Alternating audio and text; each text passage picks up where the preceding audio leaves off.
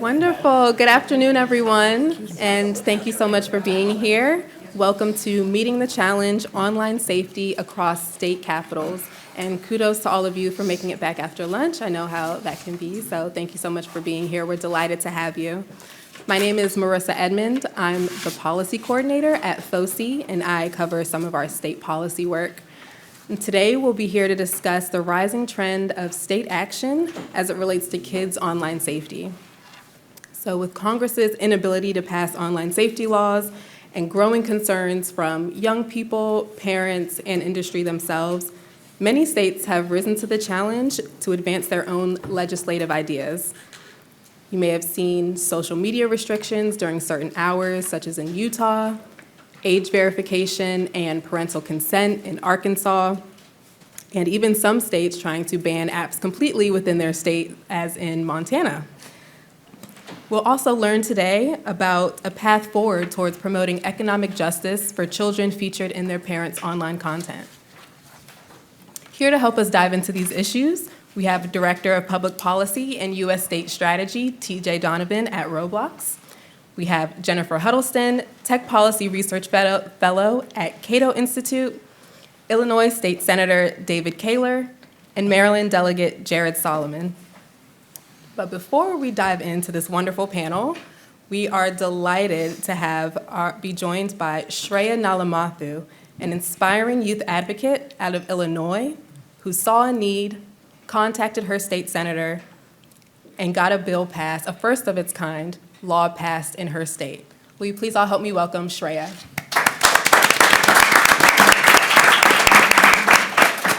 Good afternoon, everyone. I hope you've been all having a fantastic day so far.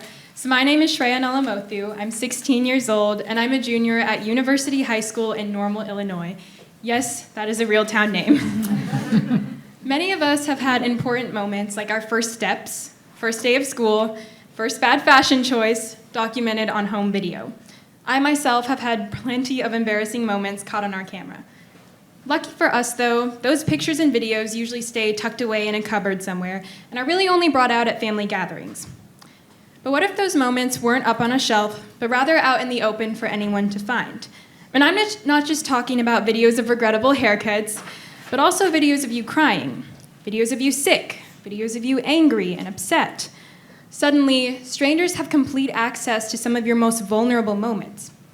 This is the life of a child influencer, which are children with substantial social media presences. I learned about child influencers over the pandemic. During quarantine, I started watching a lot more YouTube and TikTok, not one of my finer moments. And as I scrolled, I came across a video from a family vlog channel, a genre of social media where parents vlog them and their children's everyday lives. It's typically found on YouTube. You've probably seen them on your own social media scrolls. The YouTube algorithm kept feeding me more and more of these videos, and I watched more than I'd care to admit. But the more I watched, the more obvious it became to me that there was exploitation happening behind closed doors. I saw clips of parents who pranked their daughter by saying they were giving away her puppy, only to upload her crying to their YouTube channel with millions of subscribers. I saw children being forced to pose and look sad for thumbnails to garner more clicks, more engagement, and more money. In fact, family vlog channels are incredibly lucrative. They can generate millions of dollars from ads, sponsorships, and brand deals. It's enough to support a family, and for full-time family vloggers, it does. So if it's not already obvious, I'm part of Gen Z, which is one of the first generations to grow up completely online. Our parents are always on Facebook, we are always on Snapchat, and I will never turn down the opportunity for a good Instagram photo. But to see kids my age or younger being exploited online without any regard to their emotional well-being or where that money was going was unacceptable to me. There was no legislation in place anywhere in the United States to regulate the child influencing industry. So my sophomore year of high school, which was last year, I decided to take action. My school has this thing called an independent study program where you can pursue a project that you're interested in with guidance from a faculty member. I worked with my social studies teacher, Ms. Schmidt, on an independent study to research child influencers and legislating the industry. Honestly, I didn't really go into it with super high hopes. As many of you know, legislation takes time, especially new legislation, and I just wanted to see what I could do to help. So for the first 6 months of my project, I researched. I watched a ton more family vlogs, read about existing child labor and child actor laws, and explored the challenges and potential implications of protecting child influencers. Through my research, I came across something called the Coogan Law. As an adult, Jackie Coogan, who was a child star in the 1930s, tried to access his life's earnings, only to find that his parents had spent it all. And from that, the Coogan Law was born, which required child actors to have a percentage of their money put away in a trust fund. I also read books about parenthood, met with representatives from the Illinois Department of Labor to receive feedback, and finally developed an outline of what a potential bill could look like. Then I worked with my advisor to write a legal memo that explained the problem, what legislation could look like, and how it would fit into existing laws. Then I just decided to start reaching out to state senators to see who could sponsor a bill. It was cold emailing, a lot of cold emailing. I reached out to all the senators in the Illinois Senate Labor Committee and crossed my fingers, and then in January 2023, the bill was picked up by Illinois State Senator David Koehler, and I just so happened to be his constituent, so it kind of worked out. We drafted Senate Bill 1782, which is a bill to protect the income that child influencers earn, and it was based off of a similar Washington bill that unfortunately didn't get through. If 30% of a blogger's content includes a minor within a 30-day period, and the video is generating at least 10 cents per view, then bloggers must deposit at least half of the content percentage involving that child into a trust account for them.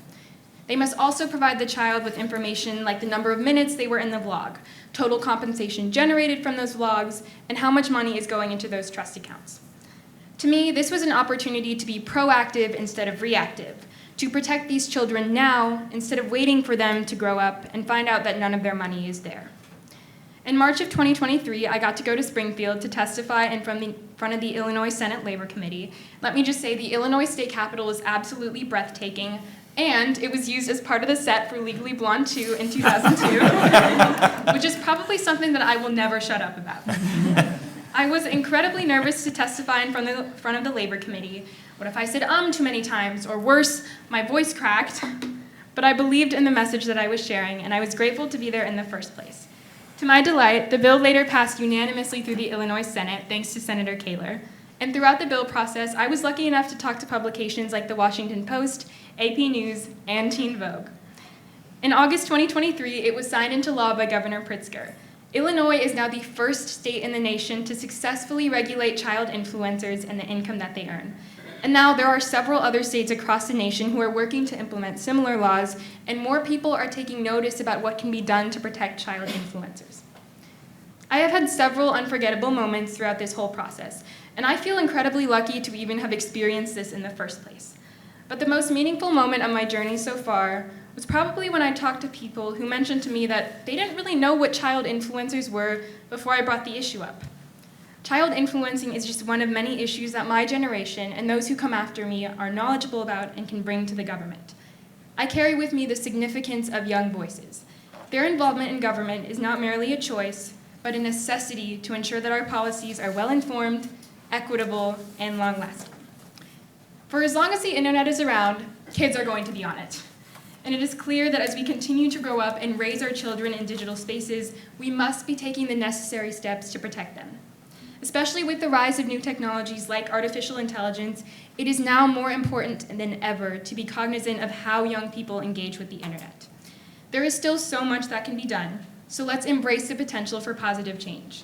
Only through a comprehensive approach, with conversations like this one, and partnering with tech companies, legislators, and parents, can we ensure a safe, supportive, and enriching online experience for all young people. Thank you.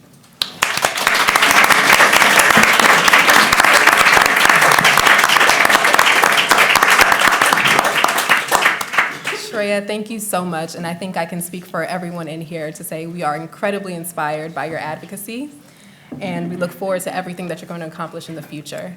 I know a lot of our audience will probably have a ton of questions for you and the rest of our panelists, so I would just let everyone be assured that we will have a Q&A portion at the end of this panel. So I think it'd be fitting to probably start it off with asking our panelists just some initial remarks and reactions to Shreya's advocacy. And I think it'd be fitting to start with the legislator who listened, Senator Koehler. Thank you. Would you be surprised to learn that Shreya blew away the committee when she testified? she's fantastic, and one of the things that we did was we also had a young woman from Washington State named Chris McCarty testify via Zoom, and the two of them were able to just, like she did, kind of captivate the audience and talk about the story and tell us what was going on.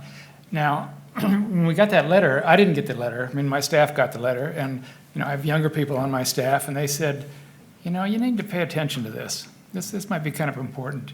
I mean, it's not my knowledge of the internet. I don't spend a whole lot of time on the internet. I know it may shock you. Gen Z, meet baby boomer. But this was an important piece of legislation, and so we looked at what California had tried, what Washington State had tried. There's two parts of this. One is the child labor protection part. The other is the privacy part. We had to really separate that. So we dealt with the child labor part first. When in that process, we looked at all kinds of things that you mentioned. You initially interacted with the Department of Labor. We thought about the typical way you do legislation, and how does the department regulate this? We know, should the Department of Labor get all the statistics and all the information? And we finally got to the point where we just said, we're not going to create another bureaucracy on this thing. Let's not make it all that complex. Let's make it simple. And so what was put in the bill, and she described the bill very well, was that a child when they turn 18 and become an adult, they have the right to look back and to see if that's been done or not. And then they have a right to take legal action based upon those parameters. And that simplifies it. And people said to me, well, how do you know that the parents, kept the money or recorded the money or whatever? Well, because they have to file it on their income tax. That's number one. But we're not talking about just thousands of dollars. In some cases, we're talking millions of dollars. This is a cottage industry. This is something that a family does as a business. And so we set it up much like the Coogan's Law. It passed unanimously. I think you got a unanimous vote in the House as well. People were on board. I remember one Republican legislator that stood up and said, I don't know. I said, I looked at this bill, and he said, but I talked to my staff, and they said, you better support this. You better support this because it's important. And he did.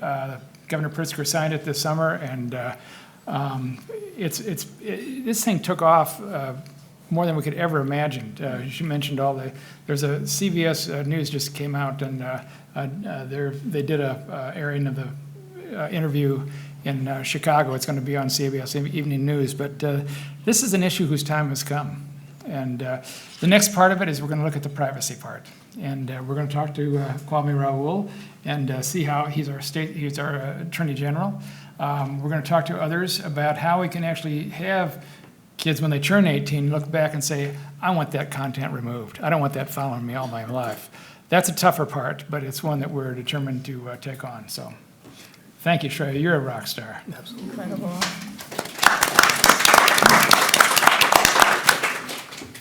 Shreya, thank you again for your advocacy and for your passion for this work. You mentioned that Washington State tried to pass this bill, but Illinois was the first one to be able to do to pass a law like this. I think we're a little bit less familiar with this type of law, but it's really interesting. But I think what we have been seeing a lot of are some of the age-appropriate design codes. We saw the UK pass it in 2020. California went to pass it later on, September of 2022. And we have Delegate Solomon here, who is trying to get the Maryland Kids Code passed in Maryland. So could you speak a little bit to Maryland's approach to pursuing the age-appropriate design code, and maybe how it's similar or not from California, which is currently undergoing litigation? Yeah. Well, first of all, I want to say thank you, Shreya. And actually, I won't out the legislator because I don't know where he is in the process, but I know a colleague of mine in Maryland is actually considering putting in a very similar bill, and was well aware of the work that you all have done in Illinois. So your leadership is literally having ramifications, not just for folks in your own community in your state, but literally around the country. So thank you. I was actually in a high school classroom this morning in one of the high schools in my district, and being with young people, I started my career as a social studies teacher in high school. So being with our young people makes me feel like whatever we pass on, we're in really good hands. So thank you for your leadership, Shreya. It was really inspiring to hear. And same to you, Senator Koehler. Thank you. So in Maryland, yes, we are working on the Maryland Age Appropriate Design Code, and we are full speed ahead. I think obviously a lot of folks were disappointed with the outcome of at least the first step of the federal review of the California legislation.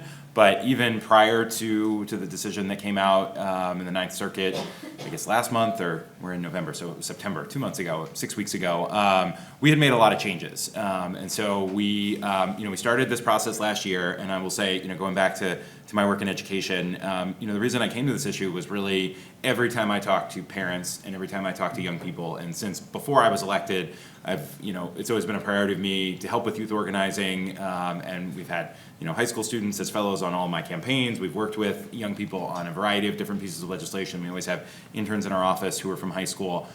I just constantly hear about the mental health crisis that we have.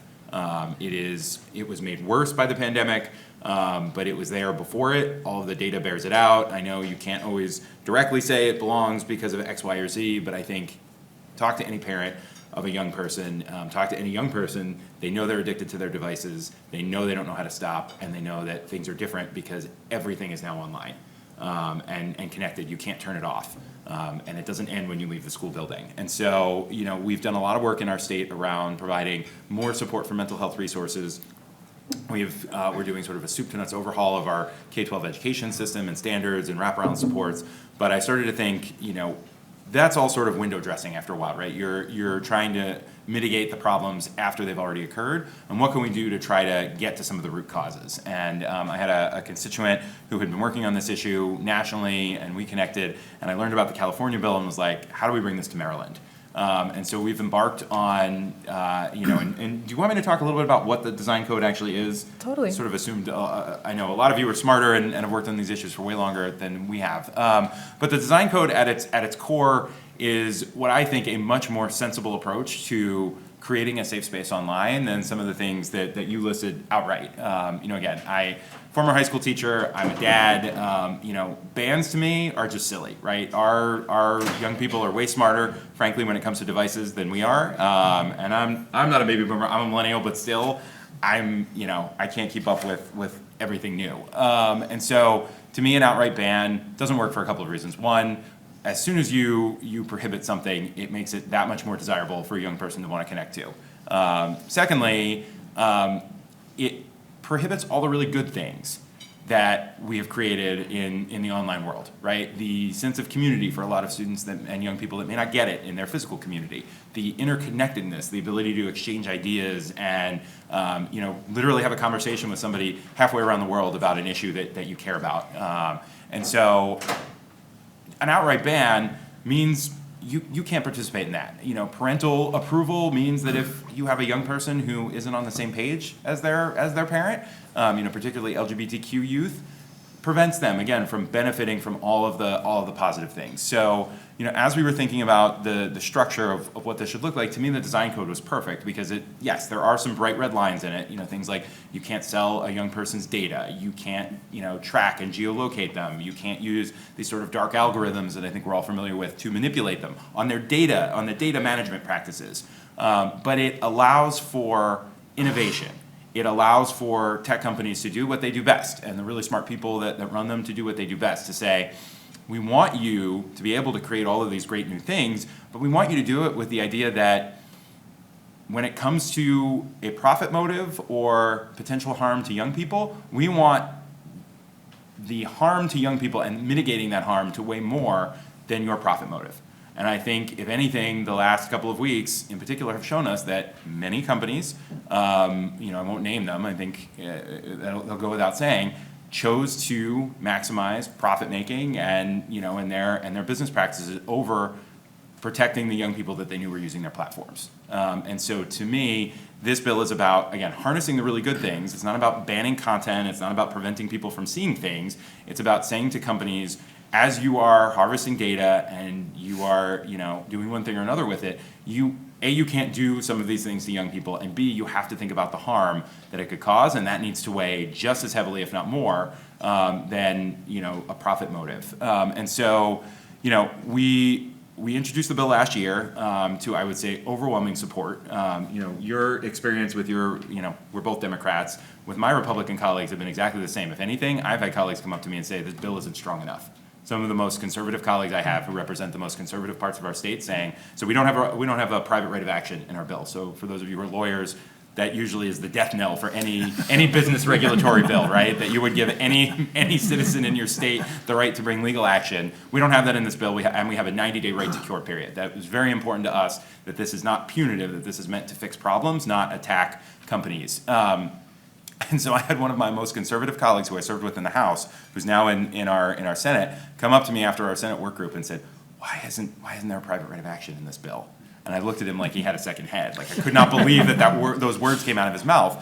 But this is something that we hear from parents, we hear from young people. We've had a great group of young people from across Maryland with us, hand in glove. They had a couple of lobby days. We only have a 90-day session. And frankly, this is an incredibly complicated topic. I've been working on this for a year. We have a whole new draft bill, based on some of the legal opinions from California. I'm still confused sometimes when I read parts of it. And so, moving a bill through our chamber in a 90-day period, especially the first year, this was the first year of a new term. So we had a lot of new members, a lot of changes. My partner in the House is the chair of our Business Regulation Committee, the Economic Matters, and he is one of the leaders on protecting kids. He was involved in reopening litigation against the Catholic Church in our state. He was abused as a child, and he's written extensively about it. And so this immediately pulled at his heartstrings because we said, we're essentially allowing things to happen in the online space that we would never allow to happen in the real world, in the physical space. And he said, you had me at hello, I want to be your partner on this. So that made it a little bit easier to get it through our House of Delegates when you have the committee chair who is one of the probably most outspoken, strongest members of our leadership with me on this bill. So we got it through the House. We did a lot of work when it got over to the Senate. I don't know if there's anybody from Google in the room here, but Google was a fantastic partner. They worked with us for weeks to go through the nitty-gritty language, and we had a Senate work group meeting with our Senate Finance Committee literally about 3 days before our session ended. We brought 9 pages of amendments. Google came to the table with us saying this was exactly the regulatory framework that they felt was what was needed to address this issue. And unfortunately, we were also working on creating a legal framework for marijuana in our state, which was going through the same committee at that exact same moment. And so our bill got a little bit put on the back burner, and with a commitment that we would come back this coming session, work on it during the interim. We come back in the second week of January. So I am really optimistic. Our governor's interested in this. Our attorney general is interested in it. Maryland just joined the suit against Meta with the 40 other states that have signed on. So this is something that he's thinking about. And it was, he had a press conference in Baltimore when they were announcing the suit, and they had students and principals saying exactly the same kind of things that we heard from the folks that we've been working with. So I'm really excited when we bring this bill back in January that even in spite of the setback in California, that we have what we think is an even stronger bill, holds up to constitutional muster, and will do wonders to protecting young people online. Thank you, Delegate Solomon. And you touched on California, and Maryland is trying to get this law passed in the next legislative session. So even among bills that are similar, we're seeing a lot of different variation. TJ, I'm curious, as you're traveling state to state, and you're seeing this patchwork of laws. So we see economic justice, we see age-appropriate design codes, we're seeing parental consent and restrictions on social media. What does this patchwork mean for industry? Yeah, thank you, Marissa. Let me just first say why I love state government is really, Shreya, your experience with state government and Senator Koehler. You would never hear this story, Shreya, your story, at the federal level. The idea that we have this access to our local elected officials, that somebody who has a really good idea because they identified a problem, did the hard work, did the research, wrote a legal brief. And by the way, you must have gotten an A on the independent study. Really. And Senator Cato, this is a credit to you that we had an elected representative who listened. I mean, this is how our democracy should work. Yeah. And so I just want to acknowledge your leadership, your hard work, your perseverance, and your voice in identifying these issues, not only the issue of equity, the issue of privacy, but what you also said, the necessity of young people to be involved in our political process in an incredibly cynical world. So kudos to you and congratulations. And Senator Koehler, I know you gave credit to your staff, as a good politician does, but credit to you too for listening and doing the hard work, as Delegate Solomon knows. what it takes to get a law passed. I was in state government for 19 years. I don't think I ever got anything passed on a first try. So this is amazing, and it's exactly how our government should work, so thank you. Look, I always say, Marissa, that we're in a moment when we're talking about technology. And you're seeing really just an incredible amount of bills being introduced all over the country. And as Delegate Solomon and Senator Koehler said, this really isn't a partisan issue. It is a bipartisan issue because people are concerned. And there's a visceral feeling that technology is just accelerating too quickly. And people are being left behind and kids are being hurt. And how that manifests itself in legislation is very different. As you said, you had, Utah and Arkansas and Louisiana have some parental consent and age verification laws. You have one lane kind of emerging as this parental rights movement in terms of empowering parents to have more control. And Delegate Solomon, you raised some concerns with that. You have another lane that's really looking, frankly, at the harms of technology. There's a bill that was just introduced in New York looking at addictive feeds. And I think you're going to start to see these lanes continue to emerge, really this parental rights legislation and more of the social harms. And how do you go about to address that issue of accountability? Delegate Solomon said words that many people don't like to hear, and that's private right of action. But you're going to see that because people at a level are feeling scared, they're feeling left behind, and they're worried about their kids. As a parent of two kids who are 13 and 11, I have the same concerns. And the question is, what is the right piece at a state level where we are supposed to be the laboratory for our democracy? That is the design. And so I think inherently you are going to have a patchwork, but can we have a model of best practices? And Delegate Solomon, you talked about the age-appropriate design code. As you said, that was a bill that really does just ask companies to take the best interest of kids into account based on their age when designing a new product or feature. It's a piece of legislation that I'm proud to say Roblox was one of the first companies to publicly support and endorse in the state of California. Somewhat rare, but exactly like you said. Of course, as a business, you want to continue to innovate, you want to continue to create, but you also acknowledge when you have young people that you have to have some guardrails. And so I don't think Roblox is a company that, I know it's not a company that doesn't say no to any piece of legislation, but how do we kind of build a piece of legislation that has the flexibility for businesses to continue to grow and to innovate while protecting kids at the same time? So this could be a much longer conversation, but for me, it's really those two lanes of harms and parental rights that are merging throughout the country. Pennsylvania, I think, is going to be introducing the age-appropriate design code. So we'll see if that starts to emerge on one side. Or at the other side, you're going to continue to see that verifiable parental consent legislation that's been passed in those 3 states. Thank you. I think at FOSI, and you can see it just here at this conference, we really like to convene different stakeholders. So we heard from legislators, we heard from industry, and Jennifer, I'm curious, what might these 2 stakeholders be missing, or what do we need to add to this conversation and be aware of as we're developing all of these online safety bills?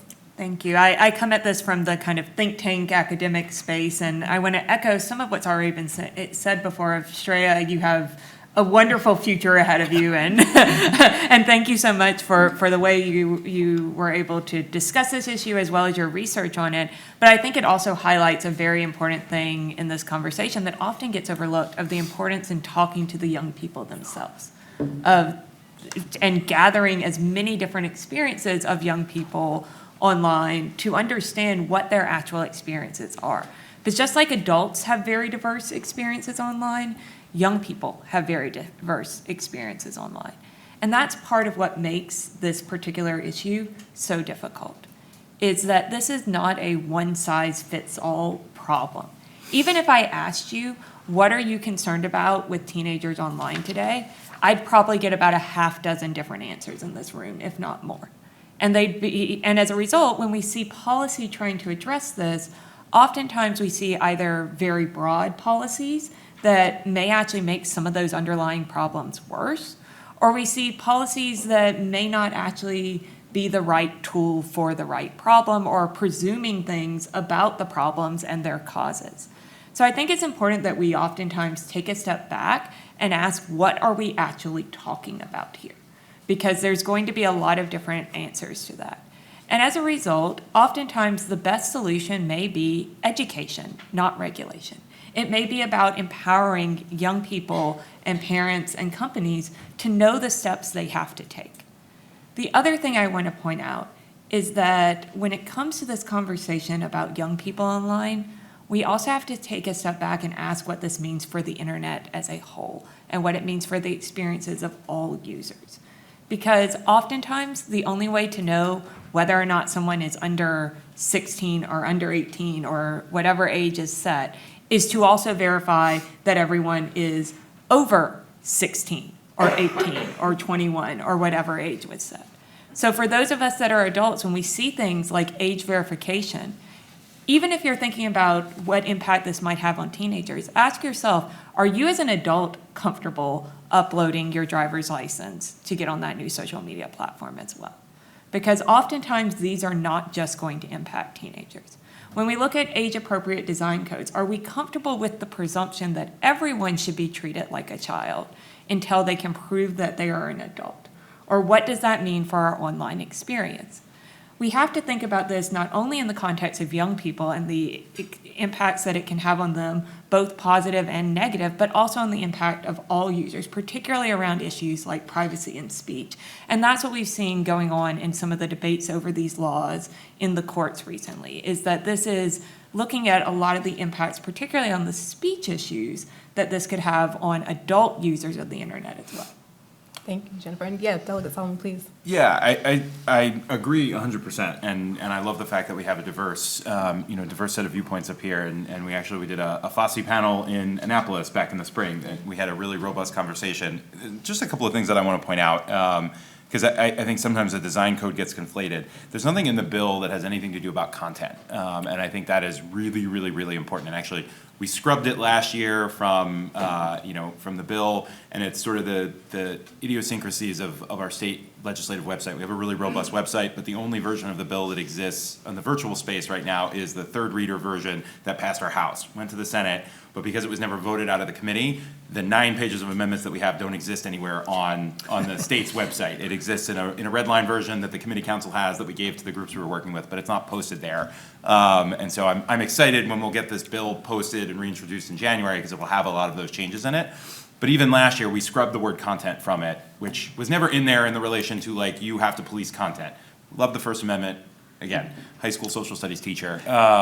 But we scrubbed that to make sure there was no issue with it. And then we went even further this year in the version of the bill to make it clear that nothing in this bill is to prevent somebody from proactively requesting content or searching for content. So if you were a young person and you want to go and you want to research anything on white supremacy or anything on, X, Y, or Z, it will be there for you. You just can't be manipulated to get to it by an algorithm or data management practices. And that is really important, because we are not trying to be gatekeepers to content that anybody sees. What we are trying to do is get companies to be gatekeepers essentially on data management practices. And that's really critical, because I think sometimes those issues get conflated. And the last point I'll make is, and we had, again, not to pick on Google because they were a very good partner with us, but if any of you saw the recent, I guess it was a column in the Washington Post, and I think it's been picked up elsewhere. It was in the sort of discovery in the court case process and the antitrust suit against Google. It came out that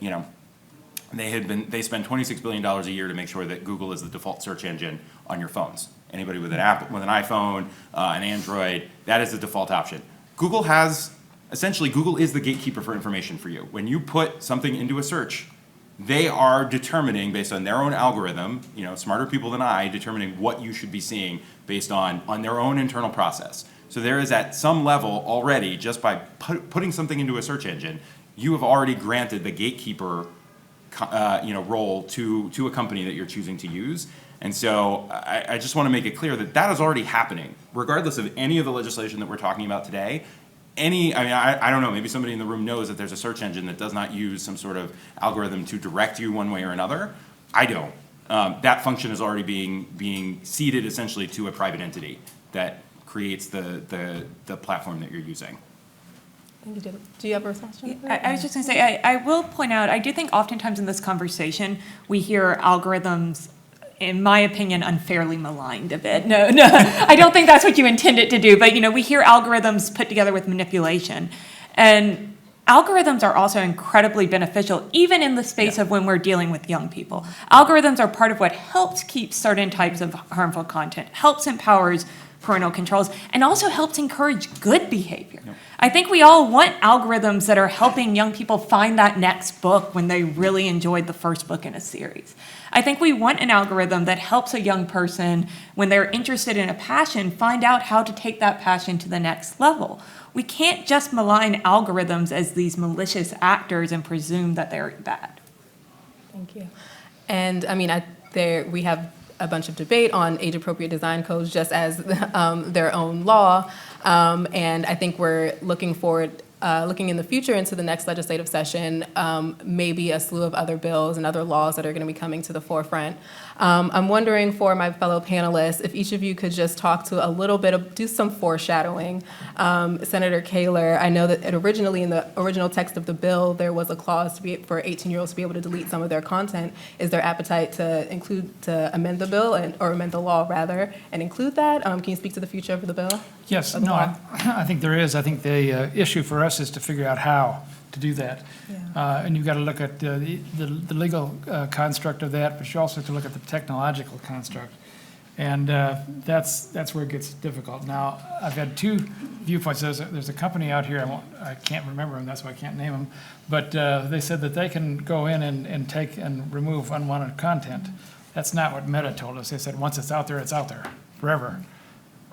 I don't know, I'm not a tech person, but I can't believe that. If you put it in, you can take it out. So, yeah, we're going to pursue that very Wonderful. Delegate Solomon, you mentioned you might want to bring it back in January. I was going to say, yeah, we are, it's currently in drafting, and, so we are full speed ahead. It was funny, the students I was with this morning said, well, what else are you going to work on? And I said, we have to get this bill passed to begin with. B, we've got to make sure that our Attorney General and the Consumer Protection Division, if we pass it, has the resources and the staff actually to enforce it. We're under no guise here. No matter what we pass, I'm sure some trade association will bring a court case against it. So we'll have to make sure that we stand on very firm ground. I know my colleagues, and I say this all the time. I think a lot of the best practices in the design code, again, this is my opinion, I think would be really beneficial to adults as well. I don't think we're there quite yet, but I do know a couple of my colleagues are doing. I think data privacy as a whole is going to be a much broader topic of conversation within our state legislature this year. And I believe there's a bill modeled off of what's been done in Connecticut around data privacy for everyone, not just young people. Great, thank you. And TJ and Jennifer, I think you guys have a little national approach. So could you talk about what you're seeing next year? Sure, I think, we'll see more design code legislation being introduced. I think comprehensive privacy legislation based on Connecticut, you'll start to see more of. I think you'll also see, it's going to be interesting to watch these legal cases. Obviously, the AADC case in the Ninth Circuit. You also had Arkansas's parental consent legislation enjoined as well. So kind of on broad First Amendment grounds. So you're really looking at that. But I think what you'll also see, and Delegate Solomon and both Senator Koehler mentioned these folks, with the number and scope of legislation, you're now going to see a shift to enforcement, which means the role of state attorney generals. You saw that obviously with the lawsuits last week regarding Meta, 42 state AGs. I think you're going to start to see more action at the enforcement level. When you have legislation, it transitions into enforcement, and I think you'll start to see more activity there. Thank you.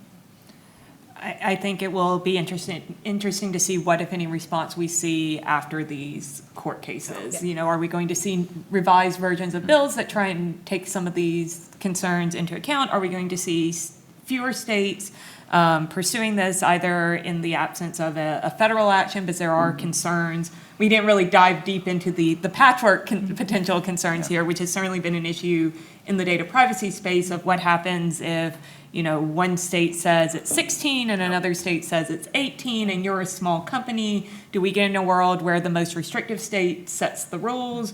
Or do we get into a world where products that would be equally beneficial to young people in many states aren't available just because there's a different age gate in that state?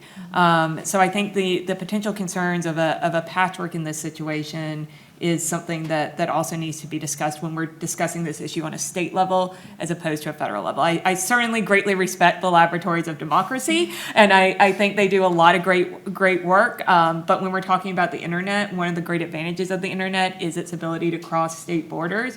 And so that raises particular concerns when we start to see states potentially put up these barriers in some cases. I do think we will continue to see this debate on a federal level as well.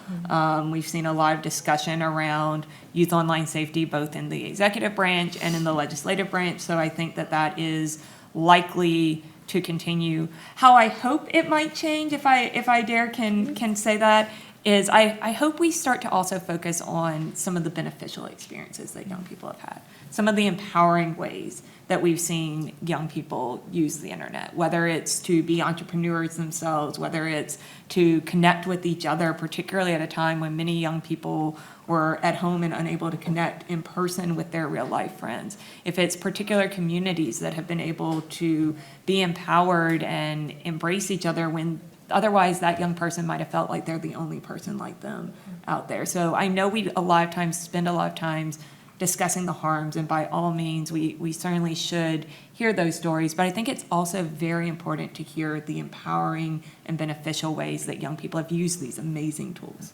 Thank you, Jennifer. And I think, needless to say, we will all be very busy in the next legislative session. So I would like to invite Shreya back up for our Q&A period, and I think our chair is going to pop up. So Shreya, and please feel free if you have a question.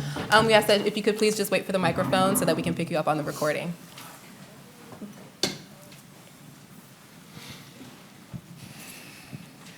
Thank you. I'm Julie Dawson from YOTI, Digital Age and Identity Platform. I also serve on the international age standards bodies that are developing around the world. And I just wondered, is there, do you think, appetite to understand more about the different approaches emerging around the world in terms of the topic of age assurance? So Jennifer kindly mentioned the approach with regards ID documents and uploading a driving license, but there's incredible work going on, for example, at NIST at the moment in terms of benchmarking of an approach of facial age estimation, and over 100 approaches approved and reviewed by the German age body, the KJM. So if there is any appetite to pick up on that, it is very possible through the Age Verification Providers Association or through the international standards bodies to call on groups that are happy to come and do sessions on that. Microsoft, for instance, who I know is here, has also got somebody serving on that standards body. So there's lots of best practice and work going on around the world to look at approaches which fit and give choice to consumers. So absolutely not everyone wants to use a driving license. Some states, like LA Wallet, might want to offer that type of approach. Other parts of the world will offer different approaches. But there's a huge amount of innovation going on, absolutely, so that people do not have to just share a document, and companies are also looking at behavioural approaches. So I would absolutely agree with you that we have to offer choice, but I think what's good is to show that there has been huge innovation and that this is a community of practice which is growing with standards. Thank you. Thank you. What she said. I would just add, I think that goes back to the question of how do we balance privacy in all of these concerns, and how is the technology there yet in a way that can provide a balance with justifiable privacy concerns. These issues don't exist in a vacuum.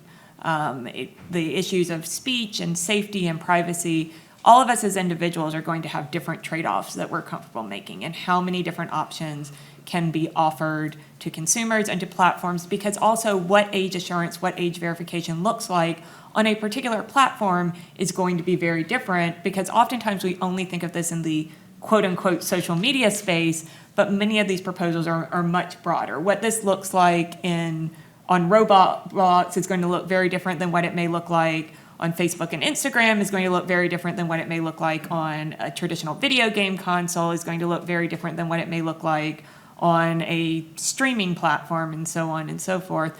And so I think making sure that this issue is addressed, if it is to be addressed, in a way that also considers those other values as well. So far, I think that is why encouraging the marketplace to respond, that we do see platforms wanting to undertake best practices, that they are responding to consumer demand as well as any kind of legislative compliance pressure, is part of why we're seeing a lot of different innovative solutions, because there is a response from other industries that means that this is not going to be a one-size-fits-all approach, because different platforms are going to have different needs. Thanks, Jennifer. I think we have time for maybe one more question, one or two more questions. And if not, I have some in the pocket, so. Oh, yeah, please. Thank you. I'm Maeve Walsh. I'm carrying on the British contingent here too.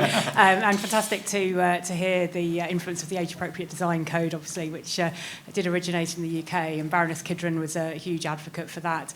I just wondered, with the UK having passed its own Online Safety Act just recently, and Baroness Kidron also being quite instrumental in that, and picking up on the conversations we had in the panel earlier on the kind of global approaches to online safety regulation, whether there's a sense that there are other approaches that are being developed internationally which might actually also have the influence over here that the age-appropriate design code had, and where you think those might be focused.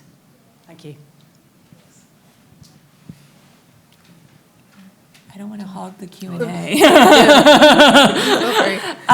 I think the supposed Brussels effect, that we're also seeing with certain other policies, is certainly something that Americans should be aware of in this space in general, not just in the sense of how we've seen American AADCs and the Online Safety Bill kind of have this transatlantic conversation between each other in their development, but also in the sense of when we see companies have to, say, comply with something like the GDPR or comply with something like the Digital Services Act, that's going to end up impacting American citizens and American users as well, because in many cases what companies are choosing to do is apply one standard globally, or at least one standard semi-globally. So we have to be aware as users of why we might see certain changes and what that may mean more universally. So I think that part of the conversation is certainly ongoing. One of the things that, of course, will be interesting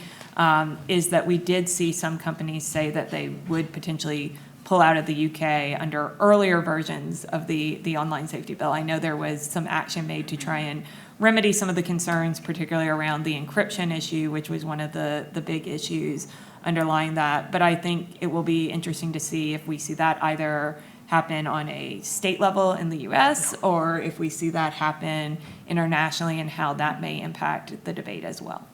Yeah, I'd just say absolutely. And the Digital Service Act, I think, and I'm looking at my colleague, the transparency reports, you're starting to see these, like California passed something. So absolutely, it's going to migrate. I would just say from a state level to, again, yes, a patchwork of regulatory requirements isn't great, but we also don't want legislation where you have preemption because the states have led on these issues, which is a whole other conversation that would take way too much time. Well, I know this 50 minutes flew by, so I just want to thank again my panelists, and Shreya, you are an absolute rock star. Thank you so much for joining us, and thank all of you for coming.